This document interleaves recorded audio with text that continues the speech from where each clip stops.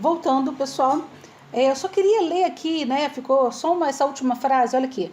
O homem dorme no mineral, agita-se no vegetal, sonha no animal, desperta no reino nominal e, mais interessante, sublima-se no reino angelical. Leon Denis. Vamos seguir, a gente vai ver um pouquinho disso mais na frente. Vamos para a pergunta 72. Qual é a fonte da inteligência, do princípio inteligência?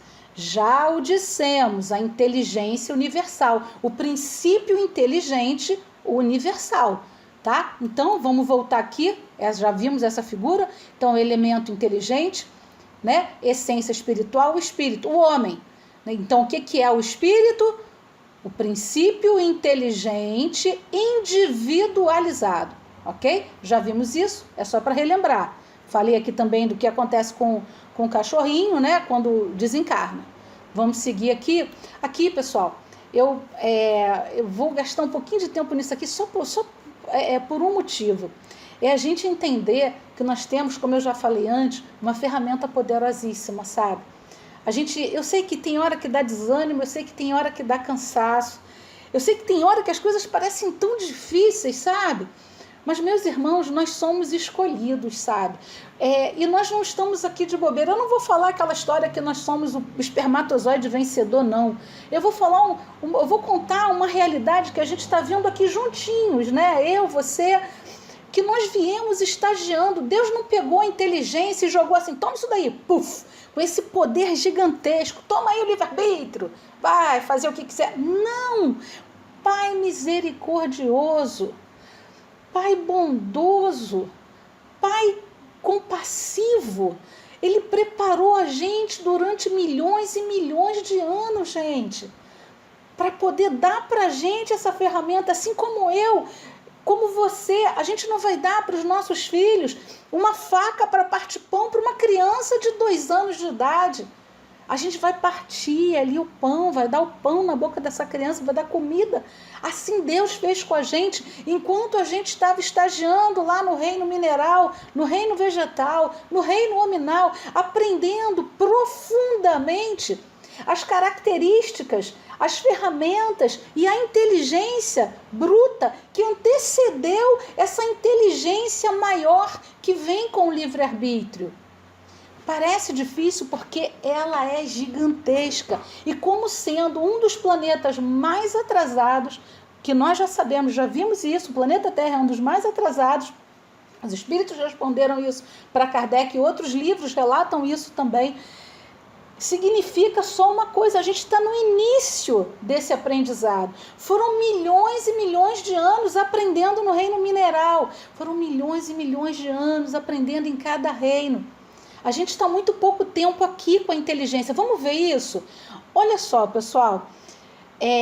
Processo de humanização. Bom, ciência, Google, tá, pessoal? Vai lá no Google. O planeta Terra tem em torno de 4 bilhões e meio de anos. É claro que eventualmente aparece uma nova evidência. Daí isso muda para mais, nunca para menos, tá? Porque até agora foi comprovado essa idade, através do carbono. Enfim, não vou entrar nesse mérito. Mas a gente sabe que o planeta tem em torno de 4 bilhões e meio de anos. Olha só, gente, ação do princípio inteligente, reação entre os diversos gases, também da febre esse material, gases da atmosfera primitiva. Aí, aquisição evolutiva, o que foi que a gente ganhou, né? O que nós ganhamos resultante dessa ação de evolução? Formação dos minerais, cristais, rochas, resultante da atração química para a base da formação da matéria orgânica e do princípio de reprodução. Olha só, época aproximada, 3,9 bilhões de anos. Sabe? Começou um desenvolvimento ali. Eu, você, a gente estava tudo ali, ó.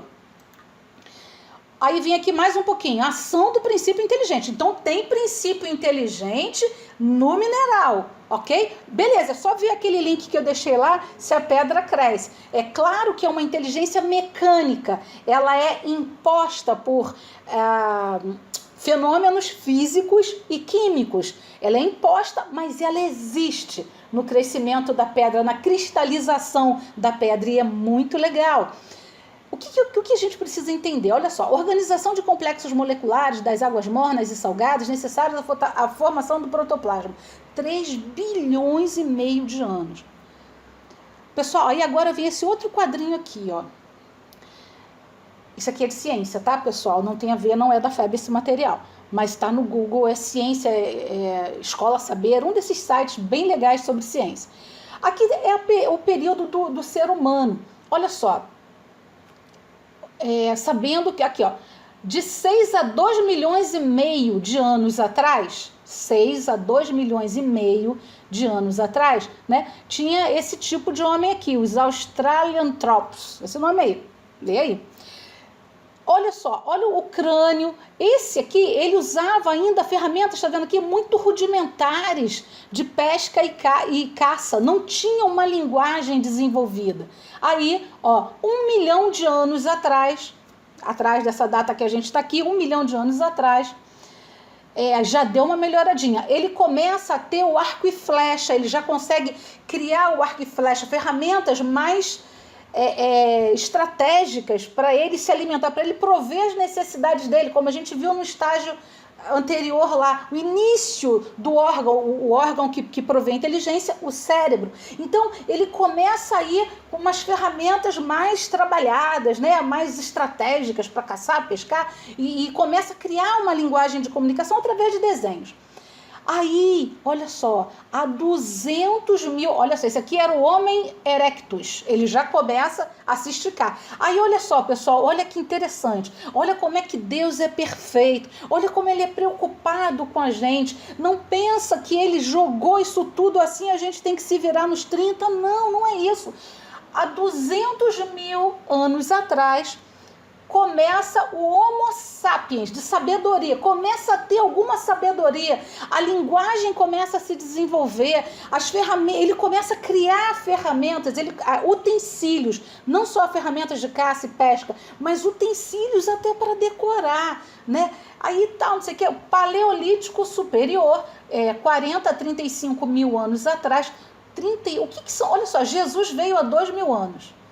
Gente, 35 mil anos atrás, é um sopro, é um piscar de olhos. Quanto tempo tem a Terra mesmo? 4 bilhões e meio de anos, pessoal. Mas só, vou arredondar aqui, mas só há 40 mil anos é que o homem tem o pensamento, começa a usar, evoluiu o órgão cérebro e começa a pensar, começa a usar o seu livre-arbítrio de uma maneira mais articulada, mais estratégica. 40 mil anos não é nada. Significa que a gente estagiou milhões de anos, milhões de milhares de anos, no mineral, no vegetal, no animal. A gente está no começo do uso dessa ferramenta. Não para de usá-la e não pensa que Deus deu essa ferramenta para a gente assim, jogou ao léu a inteligência sem dar um manual para a gente. Não, ele veio fazendo com que a gente, ele cuidou, fazendo com que a gente aprendesse durante muito tempo e só passou para a próxima fase quem conseguiu vencer tudo aquilo que era necessário no aprendizado na fase anterior. Isso é o cuidado de Deus, a preocupação de Deus com a gente. O problema, meus irmãos, é que quando a gente passou, enquanto o processo era impulsionado, enquanto o processo era relativamente mecânico, não envolvia escolha, olha só, esses processos de milhões de anos, milhões e milhões de anos, milhares de milhões de anos, segundo Joana de Ângeles, no livro Iluminação Interior, esses processos, eles eram mecânicos, eles eram automatizados, não havia escolha ali, é isso que eu quero dizer, não havia livre-arbítrio. Agora nós temos o livre-arbítrio. Sabe o que o livre-arbítrio significa?